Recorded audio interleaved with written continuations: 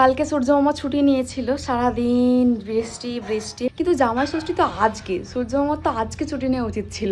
ঘুম থেকে উঠেছি অনেকক্ষণ আগেই, উঠে চা খেয়েছি, তারপরে দিদি একটা কাজ আছে সেজন্য বাইরে গেছে, আমারও একটা কাজ ছিল সেটা করলাম। এবার আমি ঘর বারান্দা ঝাঁট দেবো, মুছবো, দিদি বিছানাটা গুছিয়ে দিয়ে গেছে, আমি ঘরটা মুছতে যাবো, তখন কাকু ফোন করেছে যে চিকেন হয়ে গেছে নিয়ে যাও, ফোন করে দিয়েছিলাম যে কাকু রেখে দেবে।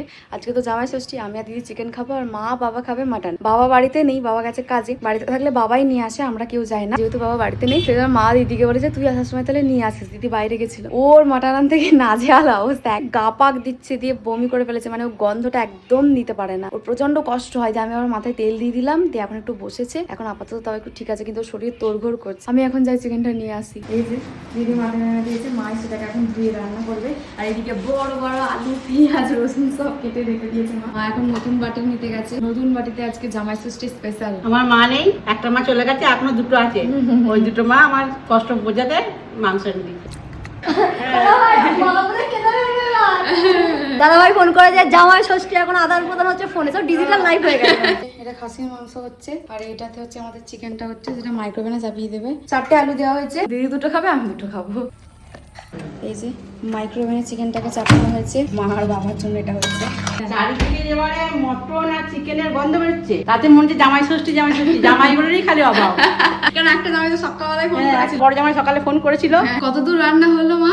এই যে বাবা হয়েই এসছে। বাবা থাকলে বলতো একটু ঝোলালু দাও, মাংস দিতে হবে না, একটু ঝোলালু দাও, খেয়ে দেখি কেমন হয়েছে। বাবা খেতে খুব ভালোবাসে। চিকেনের কি খবর মা? দেখি চিকেনকে চাপিয়ে দিয়েছিলাম তো, চিকেন পুরো একদম কষা কষা হয়েছে, যেরকম আমরা খেতে চাই মা। হ্যাঁ তোরা যেরকম খেতে চাস সেরকমই হয়েছে, তোদের মনে হচ্ছে। হয়ে গেছে রেডি, কিন্তু বাবা থাকলে সত্যি বাবার জন্য একদম মন খারাপ করছে। বাবার মাই খাবে, কিন্তু ও এখন থাকলেই গরম গরম বলতেছে খাও। ওই জন্য বলে বাবার মেয়ে। চিকেন কষা মা দিয়েছে, কিন্তু আমার দিদি খেতে পারছে না। আজকে আমার গন্ধ লাগছে, আসলে আমি কোনোদিন ওই খাসির মাংস আনতে যাই না, কিন্তু আজকে বাবা নেই বাড়িতে, আজকে আমার খুব ইচ্ছে হচ্ছিল বাবাকে একটু খাসির মাংস এনে খাওয়াবো। বহু কষ্ট করে আমি লাইন দিয়ে, কিন্তু বাড়ি এসে নিজেকে সামলাতে পারিনি, বাথরুম গিয়ে হক হক করে যা করার করে দিয়েছি, কিন্তু এখন আমার জানি না কি হয়েছে, চিকেনটা তো শুধু গন্ধ লাগছে। রসুন ছাড়া ডিম, মায়ের এদিকে মটন রেডি, এদিকে আমাদের চিকেন লাগছে, বলো মটন আর রোগ গিলতে বলতে ওরা একার জন্য নিয়ে তুমি খাও, জামাই ষষ্ঠী স্পেশাল। জামাই ষষ্ঠী স্পেশাল করে দিচ্ছি। এই যে উঠতে পারে দিলাম আমাদের বাবা। আর হচ্ছে না বাবা।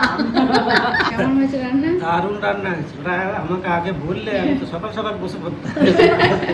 মা বলেনি বাবাকে এসে, বলে সারপ্রাইজ দেবো, বাবা জানতো না। আমাদের চিকেনটা কেমন হয়েছে মা? বেবি ফাটাই দিয়েছে মা, পুরো মাখা মাখা। দুপুরে খাওয়া দাওয়া করে ঘুমিয়ে গেছিলাম, এখন বিকেল 5টার সময় ঘুম থেকে উঠেছি, আর দুদিন যে এত বৃষ্টি হলো, আজকে আবার গরম, আজকে দিনটা খুব ভালো কেটেছে।